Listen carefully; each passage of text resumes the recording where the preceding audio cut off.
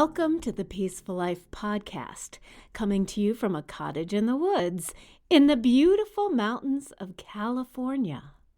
If you hear background noise, that's because it's pouring out, and it has been for a week. But that's okay because we need it here in California. One weird pet peeve that I have is I don't like to get wet. I shower really fast and get dry as soon as I can. So as you can imagine, I cringe at the rain, especially if I have to go out.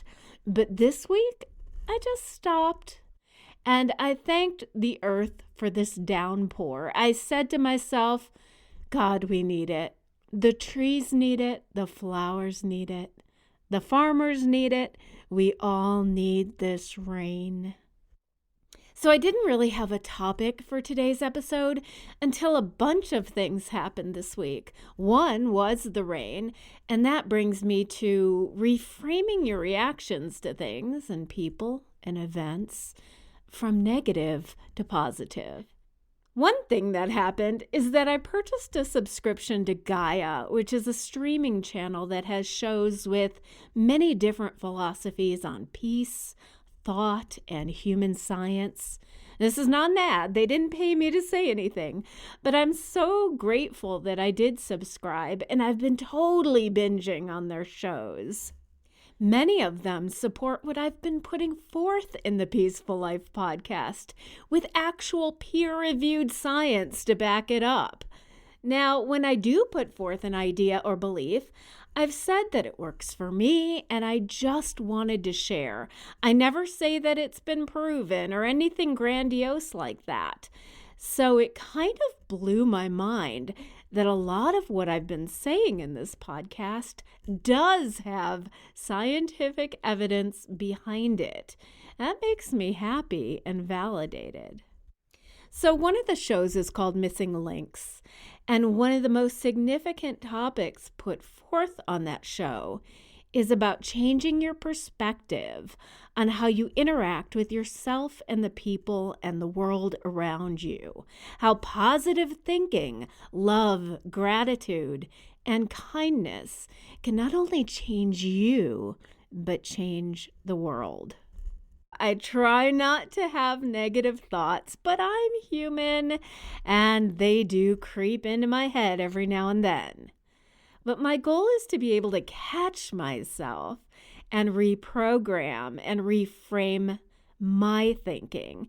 And then eventually it does become a habit, and you can do it quicker so you're not judgmental or hurtful to others. So, for example, now when I get irritated at, say, a leak in the plumbing, I can catch myself, change the narrative, and think, I'm so grateful that I own this cute home, and I don't have to depend on a landlord to fix things, and that I have the means to hire someone to fix it. By reframing your thoughts, you are releasing such positivity, and that positive energy does get propagated out into the world.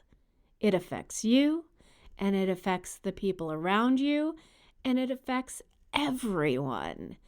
Once you start loving your own life and loving yourself, wonderful things start to come to you. It's definitely a boomerang effect. We're all made out of energy fields, and we're connected. Now, here's another confession. I was actually cursing a competitor just this week. I was jealous. They had landed something big that I did not. But I caught myself in this negative spiral, and I thought, let's just send them love and be grateful at their success, because that means people still need what I have to offer, so much so that there are multiple people doing it. And then it goes back to this. I mean, when you do curse someone or have negative thoughts, are jealous or spiteful, who really is that hurting? It's hurting you, because negativity and stress and anger not only affects your soul and emotional well-being, but it also affects you physically. The mind and the body are completely connected. When you're sad, don't your eyes make tears? When you're frightened, your body produces adrenaline to give you the energy to get out of the situation. Now, those are basic examples of how our emotions can create physical reactions. So why does the general public still remain skeptical about this phenomenon that our thoughts and emotions affect our physical being? I've talked previously about the power of energy, healing, and prayer in a universal context, saying that it's been proven that prayer and sending good vibes can actually heal a person and their ailments. But in the last month, this has been proven to me personally. If you've been listening to the podcast since the beginning, you know that my sister Kate was diagnosed with stage 4 pancreatic cancer. That's a really bad cancer and very rarely goes into remission. Not only that, but it had metastasized to her liver, and she also had cancer in one of her lungs. In episode 25, I interviewed my sister talking about her living with cancer. We were together in April for her huge birthday bash. She had said, I won't be at my funeral, so I wanted to have a big party that I could attend. And hundreds of people showed up. You see, long story short, on January 2nd, the doctors gave Kate 6 to 9 months max to live. And Kate had a decision at that time to either go through treatment, which might manage the tumors enough to extend her life to about a year, or not. The doctors made it clear that if she did undergo chemo and radiation, it would be palliative, just to give her a little more time. She chose to go through treatment. Now, by the time summer hit, the chemo was really knocking her out, and she decided to change up the schedule and reduce the dosages and go less often. She worked it out with her doctors because she wanted to go do things with her sons and check off some items on her bucket list. Now, she and her doctors came to an agreement, and that enabled her to go out and actually do things and travel. She went camping and hiking with her sons and daughter-in-law, and they're going to be going to Mexico for the holidays. So here's the most amazing thing, though. The second week of November, she went in for her periodic CT scan, and there was no indication of cancer present in her lung. In addition, there was, quote, no discrete mass, unquote, in her pancreas.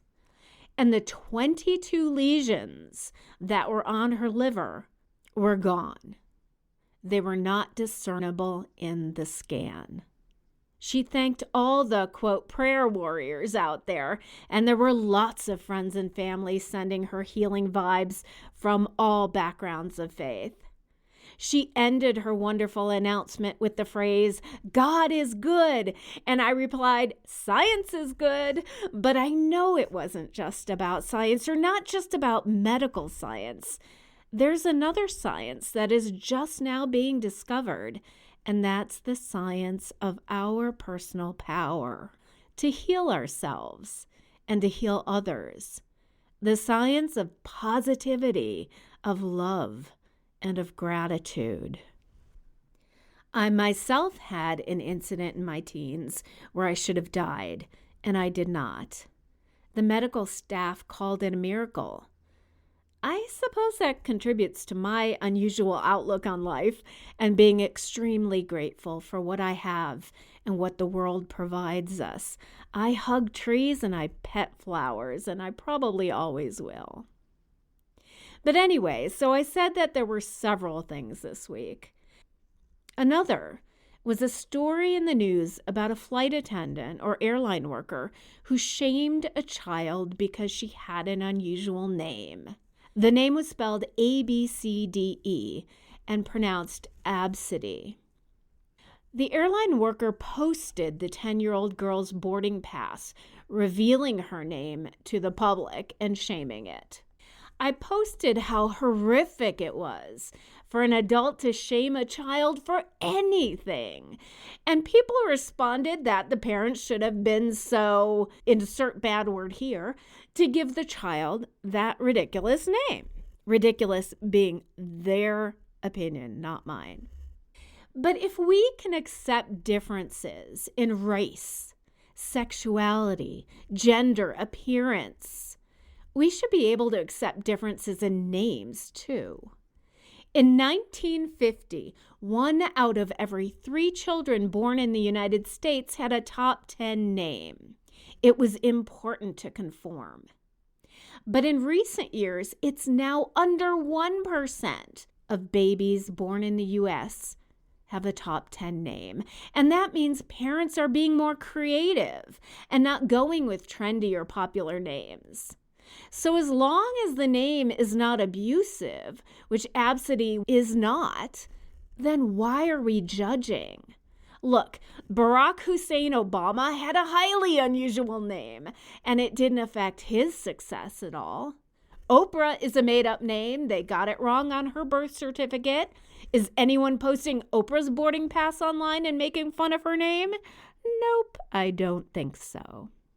So one of my personal goals is to stop myself from being judgy when it comes to my own opinions or preferences. My parents were incredibly judgy, especially when it came to appearances. My father would make fun of people's looks and weight, and it was cruel. Sometimes he'd laugh, sometimes he'd express how disgusted he was of perfect strangers. And to this day, I find some of those same judgmental thoughts creeping into my head because that's how I was raised, and it was ingrained in me from my upbringing. But then I throw them out and I tell myself not to be judgy, and I hope we can all try to do better in this regard. I know that we're all taught throughout our lives to be judgmental, and that has to be eliminated from our emotional and reactional vocabulary, because if it starts with a name, then where does it end? So I'm sending out my love, my strength, and empathy to 10-year-old Abcde and to all people who have to bear something different. How boring would the world be if we were all named John and Mary? You've been listening to the Peaceful Life podcast. Be grateful, be kind, and exude love to others and to yourself.